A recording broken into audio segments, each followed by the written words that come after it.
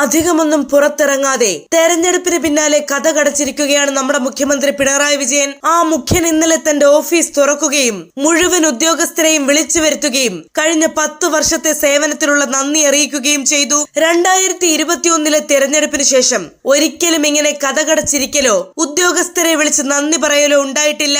സത്യം പറഞ്ഞാൽ പിണറായി 3.0 എന്നും തുടർ ഭരണമെന്നും ഞാനല്ലാതെ മറ്റാരുണ്ട് എന്നൊക്കെ പിണറായി ചോദിക്കുകയും പറയുകയും ചെയ്യുന്നു എന്നല്ലാതെ CPM-ന് പോലും ഉറപ്പായി ഇനി 5 വർഷം പ്രതിപക്ഷത്തിരിക്കാമെന്ന് അത് മനസ്സിലാക്കിയാണ് പടിയിറക്കത്തിന് മുന്നോടിയായി പിണറായി വിജയൻ സകലരെയും വിളിച്ച് നന്ദിയൊക്കെ പറയുന്നത്.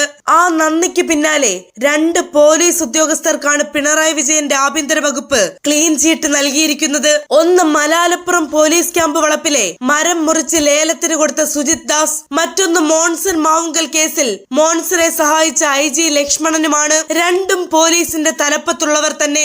IG ലക്ഷ്മണന് ക്ലീൻ ചീറ്റ് കൊടുക്കുന്നത് പോരാഞ്ഞിട്ട് സ്ഥാനക്കയറ്റം കൂടി നൽകുമെന്ന സൂചനയും പുറത്തു വരുന്നുണ്ട്. ഈ വിഷയത്തിൽ സുജിത് ദാസിനെതിരെ ഫോൺ റെക്കോർഡ് അടക്കം പുറത്തുവിട്ട് കേസ് കൊടുത്ത അൻവർ ചില തുറന്നു പറച്ചിൽ നടത്തുന്നുണ്ട്. അതൊന്ന് കാണാം. ഓഫീസിലെ മരം മുറിച്ചൊരു കേസുണ്ട് ഇദ്ദേഹത്തിന്റെ പേരിൽ. ആ മരം മുറിച്ച് കൊണ്ടുപോയിട്ട് അതിനെ എൻക്വയറി നടത്തുമ്പോൾ ഈ മരം ലേലത്തിലെടുത്ത വ്യക്തിയെ മലപ്പുറം SP ഓഫീസിൽ അദ്ദേഹത്തിനെ മൊഴിയെടുക്കാൻ വേണ്ടി വിളിച്ചപ്പോൾ അദ്ദേഹം പറഞ്ഞു, ഞാൻ വരാം, 1 കിലോമീറ്റർ അപ്പുറത്താണ് SP ക്യാമ്പ് ഓഫീസുള്ളത്, ഞാൻ മുറിച്ച മരത്തിൻ്റെ കുറ്റി ഞാൻ കാണിക്കാമെന്ന് പറഞ്ഞിട്ട് അതിന് പോലും തയ്യാറായില്ല. ഈ മുറിച്ച് കൊണ്ടുപോയ മരങ്ങൾ കോട്ടക്കലിലെ ഒരു മില്ലിൽ നിന്നും ഈർന്ന് ഫർണിച്ചറാക്കി ഈ പറയുന്ന SP സുജിത് ദാസ് അദ്ദേഹത്തിൻ്റെ വീട്ടിലേക്ക് കൊണ്ടുപോയി എന്നതിന് തെളിവ് കൊടുത്താണ്. അന്വേഷണം ആരംഭിച്ചപ്പോൾ ഈ ഫർണിച്ചർ അദ്ദേഹത്തിൻ്റെ വീടിൻ്റെ പിൻഭാഗത്തോട്ട് കത്തിച്ചു കളഞ്ഞു. എൻ്റെ മകൻ എന്താണ് മാനസികമായി വല്ല പ്രശ്നവുമുണ്ടോ എന്ന് ഈ സുജിത് ദാസിൻ്റെ സുഹൃത്തുക്കളായ പോലീസ് ഓഫീസർമാരെ സുജിത് ദാസിൻ്റെ അമ്മ വിളിച്ചു സംസാരിച്ചു. മകൻ എന്താ പറ്റിയത്, ഈ ഫർണിച്ചർ കത്തിക്കുന്നത് എന്തിനാണെന്നുള്ളത് ആ അമ്മക്ക് അന്ന് മനസ്സിലായിട്ടില്ല.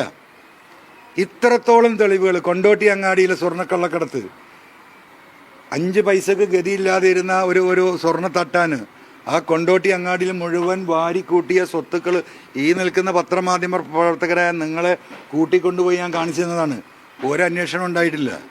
അങ്ങനെ എല്ലാ അന്വേഷണത്തെയും അട്ടിമറിച്ച് പിണറായിക്കുള്ള സംരക്ഷണം ഒരുക്കുന്ന ആ കൊള്ള സംഘം. ഞാൻ അന്ന് പറഞ്ഞു, പിണറായി മുഖ്യമന്ത്രിയുടെ ഓഫീസ് ഈ കള്ളക്കടത്തിൽ ഇൻവോൾവാണ്, ഈ എല്ലാ കള്ളക്കച്ചവടത്തിൽ ഇൻവോൾവാണ്, P ശശി ഇൻവോൾവാണ്, നൊട്ടോറിയസ് ക്രിമിനൽ എന്നാണ് ഞാൻ സുജിത് ദാസിനെ അന്ന് വിളിച്ചത്, ഈ പറയുന്ന ADGP അജിത് കുമാറിന്. അതിൻ്റെ മുകളിലൊരു നടപടി ഉണ്ടായിട്ടില്ല. അപ്പം ആ ക്രിമിനൽ സംഘം ഇറങ്ങിപ്പോവാണ്. അതിന് നേതൃത്വം നൽകിയ ആ ടീമാണ് ഈ 4-ാം തീയതിയോട് കൂടി കേരളത്തിലെ ജനത അവസാനിപ്പിക്കുന്നത്. അതിൻ്റെ മുമ്പ് ഒരു വെള്ള പേപ്പറിൽ ക്ലീൻ ഷീറ്റ് കൊടുത്തിട്ട് ഈ പറയുന്ന സുജിത് ദാസിനെയൊക്കെ അങ്ങനെ രക്ഷിച്ച് കളയാമെന്ന് ആരെങ്കിലും വ്യാമോഹിക്കുന്നുണ്ടെങ്കിൽ അത് നടക്കുന്ന കാര്യമില്ല. അപ്പം നമുക്കറിയാം, നാട്ടിലൊരു നാടൻ ചൊല്ലുണ്ട്, നമ്മൾ ചെമ്മീൻ ചെള്ളി എന്ന് പറയും നമ്മുടെ നാട്ടിൽ. ചെമ്മീൻ ചാടിയാൽ ഒന്ന് വലയിൽ അല്ലെങ്കിൽ ചട്ടിയിൽ എന്നുള്ളൊരു പ്രയോഗമുണ്ട്. എന്ന് പറഞ്ഞതുപോലെ ഈ സുജിത് ദാസും ഈ അജിത് കുമാറൊക്കെ അഴി എണ്ണുന്നത് വരെയുള്ള ഈ പോരാട്ടം കോടതിയുമായി ബന്ധപ്പെട്ട് നമുക്ക് കോടതിയെ സമീപിക്കാനേ സാധിക്കുള്ളൂ. ആ കോടതിയുമായി ബന്ധപ്പെട്ട് അടുത്ത സ്റ്റെപ്പിലേക്ക് നമ്മൾ പോകും. അല്ല, വേറെന്ത് ചെയ്യാൻ പറ്റുക? ഇപ്പം അജിത് കുമാറിൻ്റെ കേസിൽ ഇപ്പം എന്താ, നമ്മൾ ഹൈക്കോടതിയിൽ റിട്ട് പോയി ഹൈക്കോടതിയെ അത് ബോധ്യപ്പെടുത്താൻ നമ്മൾ ശ്രമിച്ചുകൊണ്ടിരിക്കുകയാണ്. കൊടുത്ത ക്ലീൻ ഷീറ്റ് ശരിയല്ല എന്ന് പറഞ്ഞിട്ട് വിജിലൻസ് കോടതിയിൽ തിരുവനന്തപുരത്ത് കേസുണ്ട്. നമുക്കിത് കേസ് നടത്തിയിട്ട് ഇപ്പം ഞാൻ ചോദിക്കട്ടെ, കേരളം കണ്ട ഏറ്റവും വലിയ അഴിമതി നടത്തിയ ഗവൺമെൻറ്റാണ് ഈ ഇറങ്ങിപ്പോകുന്നത്, പ്രത്യേകിച്ചും PWDയിൽ. ഒരു അഴിമതി കേസ് എവിടെയെങ്കിലും ഉണ്ടോ? കൊടുത്ത ഒരു പരാതി അന്വേഷിച്ചിട്ടുണ്ടോ? ഈ ഗവൺമെൻറ്റിനെതിരെ കഴിഞ്ഞ 10 കൊല്ലമായി ജനങ്ങൾ ഉയർത്തിയ അഴിമതിയിൽ ഏതെങ്കിലും ഒന്ന് അന്വേഷിച്ചോ? ഏതെങ്കിലും ഒന്ന് കണ്ടെത്തിയോ? എങ്ങനെ കണ്ടെത്തുക? ഈ ഉദ്യോഗസ്ഥന്മാർ തന്നെയാണ് ഇത് അന്വേഷിക്കുന്നത്. ഇവർ തന്നെയാണ് ഈ പറയുന്ന P ശശിയുടെ കീഴിലുള്ളത്. കേരളത്തിൽ ഒരു നീതിയും ഈ ഡിപ്പാർട്ട്മെൻറ്റിൽ നിന്ന് കിട്ടില്ല. ഇപ്പോൾ അയ്യപ്പൻ്റെ സ്വർണം കട്ട കേസ് നിങ്ങളൊന്ന് ആലോചിച്ച് നോക്കൂ, എവിടെ എത്തിയിട്ടുണ്ട്? 34.5 കിലോ സ്വർണം പോയി എന്നത് വസ്തുതയാണ്. 439 ഗ്രാം റിക്കവർ ചെയ്തിട്ടുള്ളൂ. 34 കിലോ സ്വർണം എവിടെയെന്നറിയില്ല. ഈ അന്വേഷണ ഉദ്യോഗസ്ഥന്മാരും പ്രതിയായപ്പെട്ടവരും മുഴുവൻ പുറത്തേക്ക് ഇറങ്ങി. ഇപ്പം അയ്യപ്പൻ തന്നെ അയ്യപ്പൻ്റെ സ്വർണം കട്ടതാണോ എന്ന് സംശയിക്കേണ്ട അടുത്തേക്ക് ഈ കേസിനെ കൊണ്ടുപോയി നിർത്തിയിരിക്കുന്നു ഈ ഗവൺമെൻറ്. ഇതല്ലേ ഇവരുടെ അന്വേഷണ രീതി? അപ്പോൾ പിന്നെ ഞാനതിൽ പറയേണ്ടതുണ്ടോ? അപ്പം നമ്മൾക്കതിൽ നീതി ലഭ്യമാകാൻ കേരളത്തിലെ ജനങ്ങളെ ബോധ്യപ്പെടുത്തണം. ഇദ്ദേഹം നടത്തിയ ഫോൺ കോളുകൾ നിങ്ങൾക്കൊക്കെ അറിയാം. ഷെബീറൊക്കെ ഒന്ന് മലപ്പുറത്താണുള്ളത്. മലപ്പുറം ഗസ്റ്റ് ഹൗസിൽ ഈ മുഴുവൻ പത്രമാധ്യമങ്ങളുടെ മുന്നിൽ വെച്ചാണ് മണിക്കൂറുകൾ നീളുന്ന ഈ കോള് നിങ്ങളുടെയൊക്കെ മുന്നിലാണ് നിങ്ങളത് ടെലികാസ്റ്റ് ചെയ്തത്. കേരളത്തിലെ 3.5 കോടി ജനങ്ങൾ കണ്ടിട്ടുണ്ട്. നിങ്ങളുടെയൊക്കെ ആർക്കവൈസിൽ അതുണ്ട്. അപ്പോൾ ആ ഫോൺ കോൾ ഞാൻ ചെയ്തതല്ല, എൻ്റെ ശബ്ദമല്ല എന്ന് ഈ പറയുന്ന സുജിത് ദാസ് പറഞ്ഞതിൻ്റെ അടിയിൽ ഒപ്പിട്ട് കൊടുത്ത് അദ്ദേഹത്തിന് ക്ലീൻ ഷീറ്റ് കൊടുക്കുക എന്ന് പറഞ്ഞാൽ അതിപ്പോൾ കേരളത്തിലെ 3.5 കോടി ജനങ്ങളെയും പച്ചയായി പറ്റിക്കുക എന്നതാണ്. ഇതൊന്നും എവിടെയും എത്താൻ പോകുന്നില്ല. സുജിത് ദാസും അജിത് കുമാറും മാമി തിരോധാന കേസായാലും ശരി, ഇടവണ്ണയിൽ എൻ്റെ നാട്ടിലെ കൊച്ചു പയ്യൻ 25 വയസ്സായ പയ്യനെ ഇവരുടെ മാഫിയ സംഘത്തിൻ്റെ ഭാഗമായി തെളിവുകൾ നശിപ്പിക്കാൻ വേണ്ടി വെടിവെച്ച് കൊന്ന റിദാൻ ബാസിൽ, ഇതൊക്കെ നാട്ടിലുണ്ട്. ഇതൊന്നും ആരും വിടും എന്ന് വിചാരിക്കണ്ട. നമ്മളൊന്നും ഇതിൻ്റെ പിന്നൊന്നും പോയിട്ടില്ല. നമ്മൾ കൊടുത്ത എവിഡൻസുകളുണ്ട്, ഭൂമിയിൽ ജീവിച്ചിരിക്കുന്ന എവിഡൻസുകളുണ്ട്.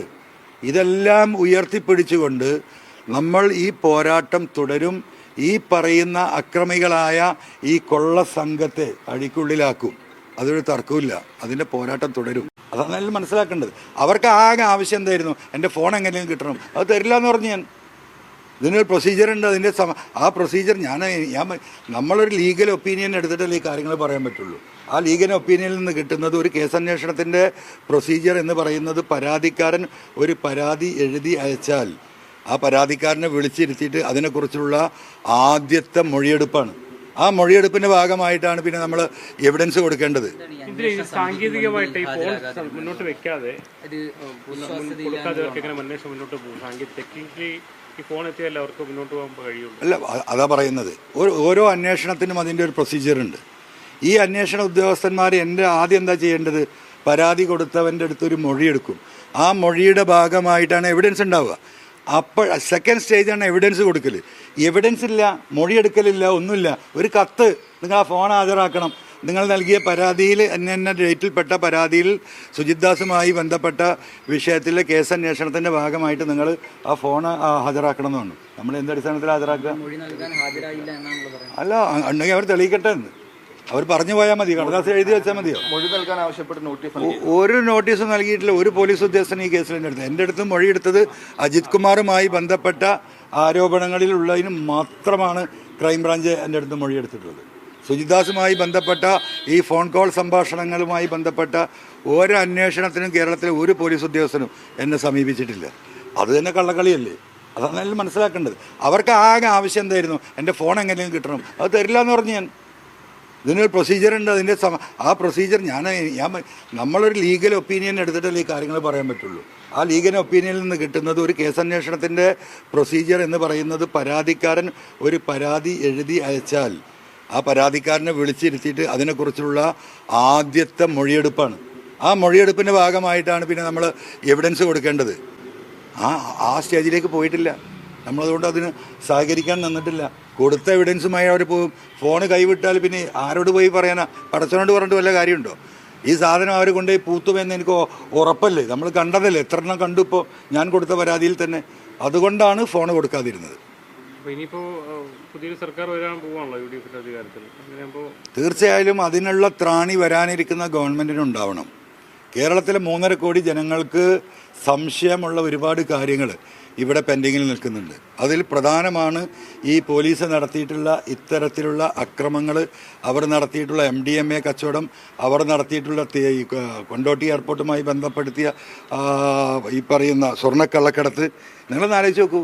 9:30 മണി കഴിഞ്ഞാൽ എയർപോർട്ടിൻ്റെ പരിസരത്തെ എല്ലാ കടകളും അടക്കണം. നിങ്ങളൊക്കെ റിപ്പോർട്ട് ചെയ്തല്ലേ? ലോകത്ത് എവിടെയെങ്കിലും ഉണ്ടാവുമോ? 9:30 മണി കഴിഞ്ഞാൽ കാലിക്കറ്റ് എയർപോർട്ടിൻ്റെ പരിസരത്തുള്ള എല്ലാ കടകളും അടക്കണം. ആരെ നിർദ്ദേശം? ഈ സുജിത് ദാസിൻ്റെ നിർദ്ദേശം. ലോകത്ത് CRPCയിലോ IPCയിലോ ഒന്നുമില്ല. എന്തിനാണ്? ആ ഇരുട്ടത്ത് ഈ കള്ളക്കടത്ത് സംഘങ്ങൾ എയർപോർട്ടിൽ നിന്ന് കടന്നു വരുന്ന സ്വർണം ഇരുട്ടത്ത് വെച്ച് പോലീസിന് ഈ പറയുന്ന അവർ നടത്തിയിരുന്ന ഈ മാനിപ്പുലേഷനുള്ള സൗകര്യമൊരുക്കാൻ സ്റ്റാൻഡിങ് ഓർഡർ വായ കൊണ്ടല്ലേ എഴുതി ഓർഡർ കൊടുത്തു. അതിന് ചോദ്യം ചെയ്തിട്ടുണ്ട് ഇവിടുത്തെ വ്യാപാരികൾ, ചേംബർ ഓഫ് കോമേഴ്സ്. ഒരു മറുപടി ഉണ്ടായിട്ടില്ല. അങ്ങനെ പച്ചയായി നടത്തിയ കൊള്ളയാണ് ഈ പറയുന്ന നമ്മുടെ കരിപ്പൂർ എയർപോർട്ട്.